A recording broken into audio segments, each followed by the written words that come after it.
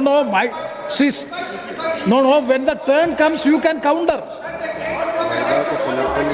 You, yes, madam. Madam. धन्यवाद।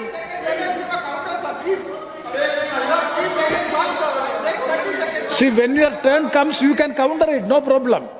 No allegation. No, 1 second. No allegation is made against you. No allegation, nothing, madam.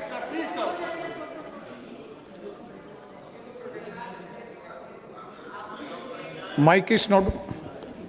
धन्यवाद अध्यक्ष महोदय, आपने मुझे बेहद महत्वपूर्ण चर्चा पर अपनी बात रखने का अवसर दिया। आज मैं बड़े ही दुख के साथ ये बात कहना चाहती हूँ कि जो महिला विधेयक इस सरकार ने 2023 में पास किया था, आज फिर से उसको लेकर आने की और उसको डीलिमिटेशन और सेंसस के आड़ में छुपाने की जो कोशिश की जा रही है, ये इस देश की महिलाओं के साथ इस सरकार का ये सरकार फिर से एक धोखा करने जा रही है। पहले 2034 में इन्होंने इसके इम्प्लीमेंटेशन को कहा, अब भी इनकी नीयत 2029 में इस बिल के इम्प्लीमेंटेशन की नहीं है। ये चाहते हैं कि ये लोग सिर्फ डीलिमिटेशन और अपने हिसाब से करने जा रहे सेंसस के आधार पे महिलाओं को उनके अधिकार देने से रोके। आज चिंता महिला आरक्षण की नहीं है। महिला आरक्षण बिल तो सर्वसहमति के साथ इसी सदन में 2023 में पास हो चुका है। चिंता इस बात की है कि आरक्षण की आड़ में मन मुताबिक डीलिमिटेशन से कैसे राजनीतिक लाभ उठाया जाए। माननीय अध्यक्ष महोदय, वर्ष 2023 में इसी सरकार ने देश को बताया था कि महिलाओं का आरक्षण केवल नई जनगणना और परिसीमन के बाद ही लागू किया जा सकता है। इसे न्याय और सटीकता के लिए आवश्यक बताया गया, लेकिन अब मात्र 3 वर्षों के भीतर वही सरकार कह रही है कि नई जनगणना की कोई आवश्यकता नहीं है। इन 3 वर्षों में ऐसा क्या बदल गया?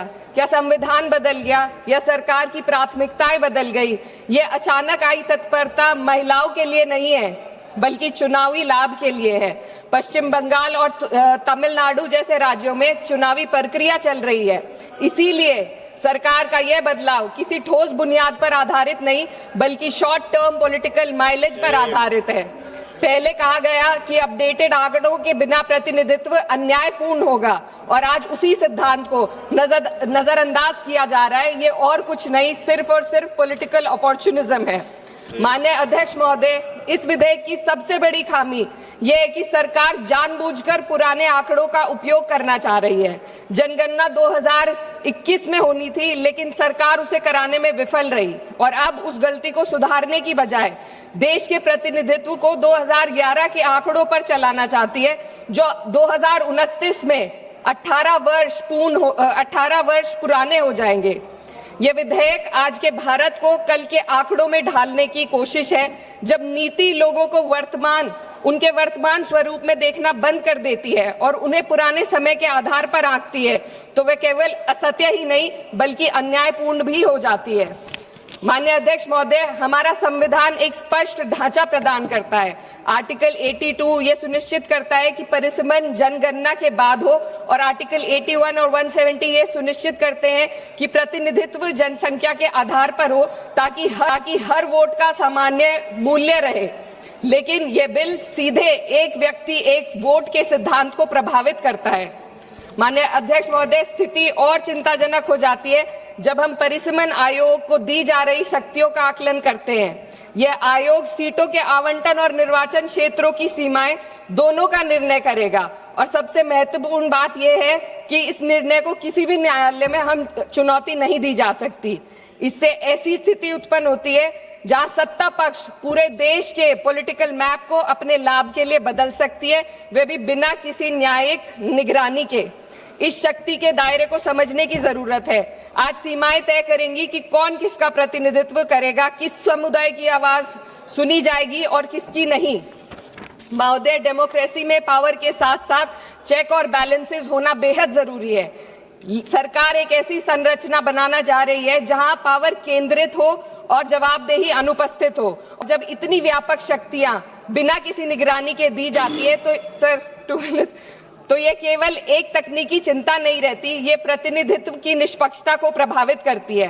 माननीय अध्यक्ष महोदय, ये विधेयक लोकसभा की सदस्य संख्या को 50% बढ़ाने की बात करता है, लेकिन इतनी बड़ी वृद्धि संसदीय कार्य प्रणाली में किसी सुधार के इस सदन की प्रभावशालीता को कम कर सकती है। एक सदस्य के बोलने का समय घटेगा, समितियों के संचालन को कठिन हो जाएगा और छोटे दलों के लिए अपनी बात रखना और चुनौतीपूर्ण होगा। मेरी मांग है कि सरकार संसदीय सत्रों के नंबरों को भी बढ़ाने का पहले गारंटी दे।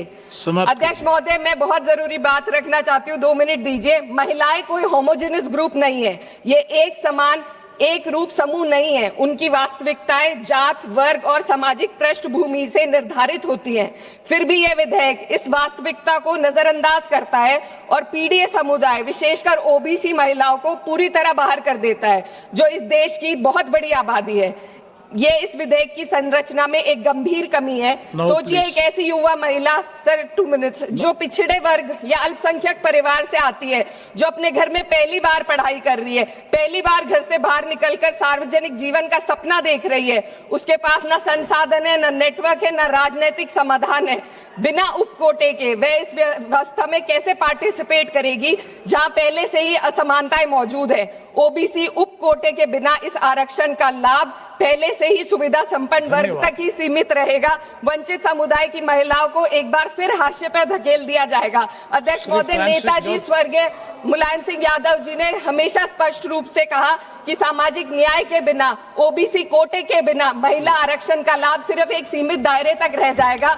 मेरी इसी के साथ साथ कुछ मांगे हैं जो मैं इस सदन में रखना चाहती हूँ। महिला आरक्षण विधेयक की, sir, just too important. No, you have taken sir, 7 minutes. Important. No, sir, 7. Concluding. Already you have taken Sir, 7 just minutes. two important demands. No, you Sir, conclude just करो. two important You demands. conclude करो ना. Delimitation और जनगणना के आंकड़ों को महिला आरक्षण विधेयक के साथ कोई संबंध नहीं है। यदि सरकार महिलाओं के आरक्षण को जनसंख्या के आंकड़ों से जोड़ने पर तुली है, तो आधी आबादी जिसे कहते हैं, महिलाओं को उनकी जनसंख्या हिस्सेदारी के साथ 48 से 39% आरक्षण देने का काम करे। महिला विधेयक को डिलिमिटेशन और सेंसस से डीलिंक करके 29 में लागू किया जाए। ओबीसी महिलाओं को आरक्षण दिया जाए। देश की रिलीजियस माइनॉरिटी